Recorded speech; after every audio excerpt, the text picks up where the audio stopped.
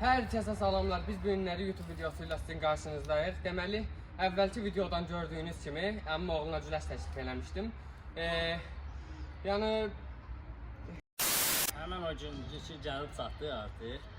İnşallah bu gün güləşəcəyik və görəcəyik ki, yüzü qalib gəlsin. Mənə güləşi təklif edən əmim oğlu, nə bilim, yenə də mən məsləhət gördüm ki, sən balacasan, sənin gücün çatmaz mənə, amma o istədi. İnşallah onun istəyini də yerinə yetirək də. Nə bilərik ki? Keçək o zaman zala.